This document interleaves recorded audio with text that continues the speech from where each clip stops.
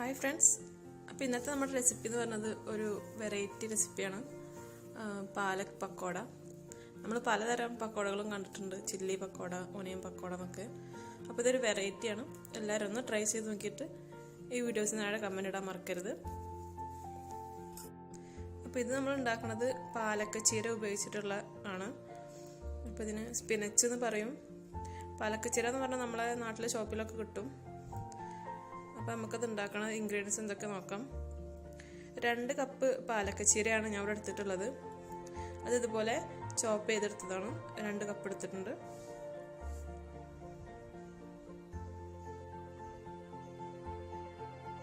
പിന്നെ നമ്മൾ 1 കപ്പ് സവാള എടുത്തിട്ടുണ്ട്. സവാള അതുപോലെ നീളത്തിൽ ചോപ്പ് ചെയ്തെടുത്താണ്. നമ്മുടെ പാലക്കച്ചീരയാണ് ഇതിന് മെയിനായിട്ട് വേണ്ടത്, അതുകൊണ്ടാണ് ഉള്ളി നമ്മൾ കുറച്ചെടുത്തിട്ടുള്ളത്. ഇനി നമുക്കിതിലേക്ക് 2 കപ്പ് നമ്മുടെ കടലമാവിൻ്റെ പൊടി ആഡ് ചെയ്ത് കൊടുക്കാം.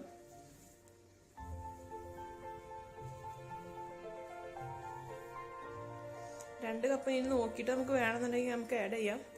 ഞാനൊരു ഏകദേശം 2 കപ്പ്, ഓൾമോസ്റ്റ് 2 കപ്പ് മതിയാവും. ഇനി നമുക്കിതിലേക്ക് പച്ചമുളക് അരിഞ്ഞത് ചേർത്ത് കൊടുക്കാം.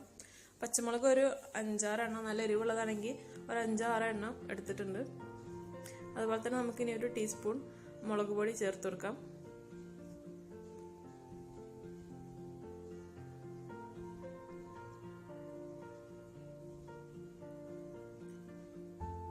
ഇനി നമുക്ക് ആവശ്യത്തിന് ഉപ്പ് കുറച്ച് ചേർത്ത് കൊടുക്കാം.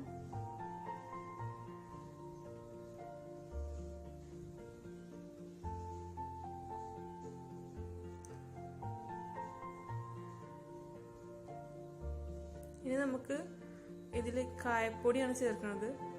നമ്മുടെ സാമ്പാർ കായത്തിൻ്റെ പൊടിയായിട്ട് കിട്ടും, അല്ലാന്നുണ്ടെങ്കിൽ നമ്മുടെ അതിൻ്റെ ഒരു ബാറായിട്ടും കിട്ടും. അത് പൊടിച്ച് ചേർത്താലും മതി. അതൊരു 1/4 ടീസ്പൂണ് നമുക്കിത് ചേർത്ത് കൊടുക്കാം. പിന്നെ കുറച്ച് മഞ്ഞൾപ്പൊടി,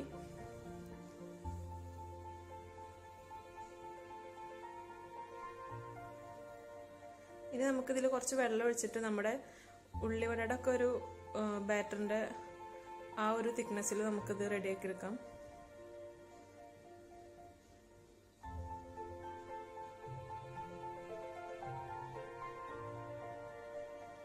അഥവാ ഇനി അങ്ങനെ വെള്ളം കൂടുകയാണെന്നുണ്ടെങ്കിൽ നമുക്ക് കുറച്ചും കൂടെ ഒക്കെ കടലമാവ് ആഡ് ചെയ്തിട്ട് അത് റെഡിയാക്കാം. അപ്പം ഇതുപോലെ വരണം നമ്മൾ തിക്നെസ്.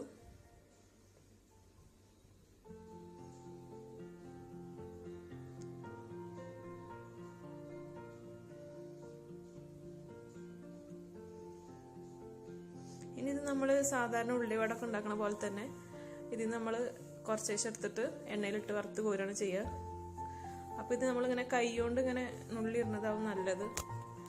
കാരണം ഇതിനങ്ങനെ ഷേപ്പ് ഇല്ലാതിരിക്കണതാണ് ഇതിന് കാണാനൊരു ഭംഗി. അപ്പോൾ നമ്മൾ കൈ കൊണ്ട് ഇങ്ങനെ ജസ്റ്റ് ഇങ്ങനെ നുള്ളിയിട്ടാൽ മതി.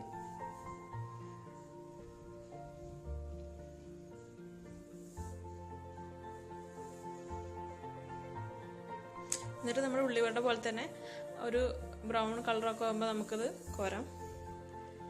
എപ്പോഴും നമ്മൾ കുക്ക് ചെയ്യുമ്പോൾ ഒരു മീഡിയം ഫ്ലെയിമിൽ കുക്ക് ചെയ്യാൻ ശ്രദ്ധിക്കുക, അല്ലാന്നുണ്ടെങ്കിൽ ഇത് കരിയും ഉള്ളു വേവാതിരിക്കുകയൊക്കെ ചെയ്യും.